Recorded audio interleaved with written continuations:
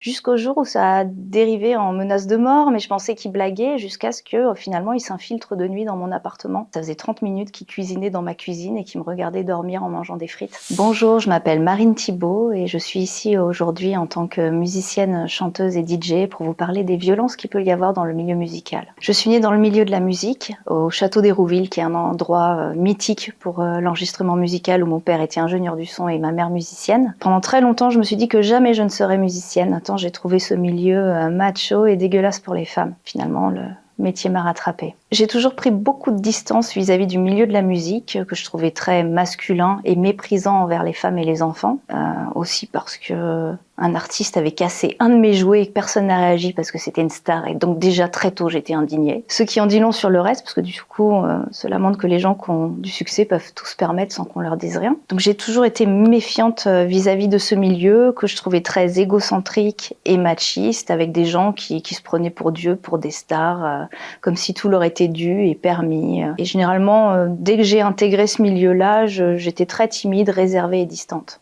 J'ai subi différents types de violences et j'ai été témoin de violences et puis j'ai entendu des tas d'anecdotes pas possibles. Notamment une fois, je me suis rendu compte en fait que j'avais vécu des violences sexuelles et sexistes et je voulais pas trop le savoir, j'étais dans le déni et c'est vraiment l'ex de l'artiste que j'avais accompagné qui m'a fait prendre conscience de ça. Et du coup, elle m'a incité à en parler, j'ai fini par en discuter avec les musiciens et finalement tout ça a abouti à ce que j'aille au commissariat déposer une plainte. J'avais déjà porté plainte suite à des faits de violence psychologique et verbale, mais on m'avait refoulée comme la nana qui se prend trop la tête, donc je me suis dit que j'allais me faire refouler, que c'était pas grave, mais en fait le policier m'a gardé 2h30 en me faisant comprendre que non, c'était très grave et qu'en fait il le classait dans viol. Je suis vraiment tombée de haut en fait et ça a été très difficile. Où j'ai eu une histoire où plein d'autres, un artiste que j'ai accompagné aussi, avec qui on rigolait beaucoup, on faisait plein de blagues et du coup il y avait des choses dures dans ce qu'il disait, mais comme c'était sur le ton de l'humour, je me rendais pas compte et des fois je renchérissais sur ses blagues jusqu'au jour où ça a dérivé en menace de mort, mais je pensais qu'il blaguait jusqu'à ce que finalement il s'infiltre de nuit dans mon appartement et qu'en fait ça faisait 30 minutes qu'il cuisinait dans ma cuisine et qu'il me regardait dormir en mangeant des frites. Et là heureusement j'étais en coloc avec un mec, on l'a viré et puis là du coup la police l'a interpellé et en fait c'est quelqu'un qui a après été placé en hôpital psychiatrique. Des anecdotes, il y en a plein. C'est difficile de faire confiance. La personne avec qui j'ai eu des problèmes, ça faisait une dizaine d'années que je la connaissais. Au départ, j'étais très méfiante. J'avais eu un très mauvais feeling. Du coup, je restais distante. Des fois, il m'appelait, je répondais pas ou brièvement. Puis petit à petit, une confiance s'est installée. On a discuté davantage. On est devenus amis. On a commencé à avoir des grandes discussions. Puis je l'ai trouvé très sympathique, mais sans avoir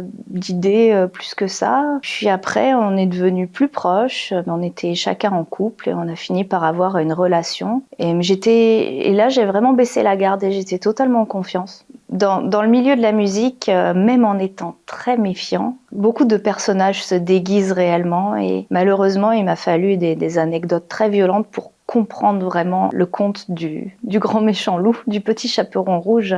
C'est ce personnage en fait qui se fait passer pour quelqu'un de familier, quelqu'un qui vous est proche, qui vous veut du bien et puis finalement au moment où vous baissez la garde va vous croquer. Au tout début, j'étais tellement choquée qu'il m'a été impossible de parler. Mais par contre, j'ai fait 3 chansons, directes. La première, elle s'appelle Fallait pas, elle est sur mon album. La deuxième, elle s'appelle Fais-la jouir. Et la troisième s'appelle Aujourd'hui c'est demain, qui en fait m'a poussée à ne plus jamais revenir dans ce groupe. Et celle-ci dit justement courage, fuyons, c'est ça la guérison. Pour dire que voilà, quand il y a des comportements toxiques, il n'y a même pas à discuter. Il n'y a même pas à dire que c'est pardonnable ou quoi que ce soit.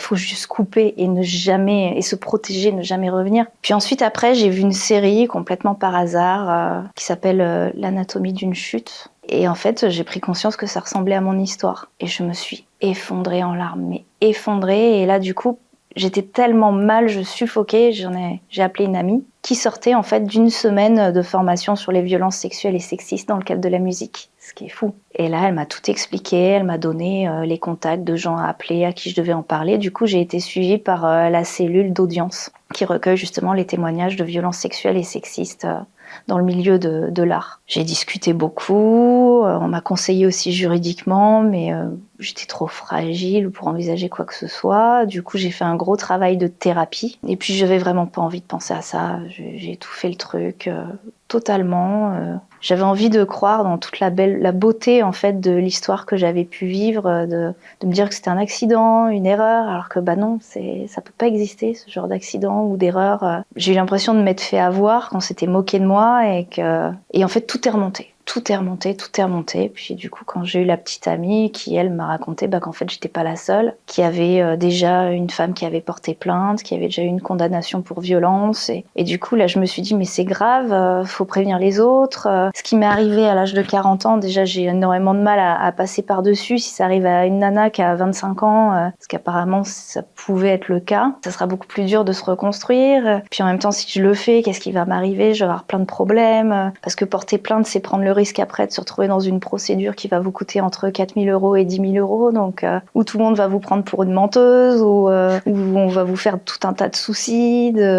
Enfin, c'est extrêmement violent en réalité. Puis il n'y a pas de témoins. Puis c'est pour ça que j'ai beaucoup de mal avec les gens qui en fait ne soutiennent pas les victimes qui parlent, parce qu'ils ne se rendent pas compte du courage que cela nécessite. C'est pour ça que je suis très contente d'avoir fait cet album qui explique plein de choses et qui du coup soutient toutes ces femmes qui ont le courage de prendre la parole, qu'il s'agisse de violences sexuelles, de violences quelles qu'elles soient. Et ça ne concerne pas que les femmes d'ailleurs, ça concerne tout le monde, ça concerne les enfants. Il y en a je sais pas combien qui sont victimes d'inceste, et donc plein de petits garçons qui deviennent adultes, et plein d'hommes. Et voilà, je suis à fond avec tous ces gens-là. Suite à cet événement, je n'ai ressenti aucun impact sur ma carrière professionnelle, et je pense que je n'en aurais pas parce que je ne suis pas assez signifiante, entre guillemets, pour que ça en ait un. Et c'est ça l'avantage de ma position dans la musique, c'est-à-dire que je ne suis ni suffisamment inconnue pour passer à la trappe. Ça veut dire que je peux partager la scène avec des super artistes, m'éclater en DJ, me permettre de proposer des projets autoproduits avec les messages qui me plaisent. Et sans non plus trop déranger. Donc ça me laisse une liberté de ton qui pour moi n'a pas de prix. Cette histoire a vraiment réveillé tout le fil de la violence que j'ai pu connaître depuis enfant, sur lequel j'ai fait un énorme travail, très difficile. J'avoue que même si l'eau a coulé sous les ponts, je continue très régulièrement à faire des cauchemars, que ça me hante la plupart de ma journée, que là j'ai progressé, je ne pleure plus tous les jours, mais peut-être tous les 2-3 jours. J'ai eu des troubles alimentaires, des difficultés à trouver le sommeil, des insomnies, des débuts de crise d'angoisse, la difficulté de faire confiance, tomber dans l'hypervigilance. Ça me dérange quand les gens me font la bise, je supporte plus les contacts physiques, j'envisage pas qu'on me touche, j'ai pas de petite amie parce que j'y arrive pas. Donc ça a des impacts quand même qui sont forts. J'ai compris surtout, je pense qu'il y a des choses qui ne se guérissent pas, qu'il y a des blessures dont on ne guérit pas et qu'il faut vraiment apprendre à vivre avec, et qu'il faut énormément de temps. Je pensais au départ que ça serait peut-être des mois, mais je pense qu'en fait qu'il faut des années pour réussir à passer outre ces choses-là. Et du coup, je me suis dit que peut-être que toutes ces paroles que j'allais véhiculer dans la musique pourraient être des clés pour d'autres personnes, pour se sentir mieux, pour aller mieux, pour essayer de dépasser ce genre de souffrance.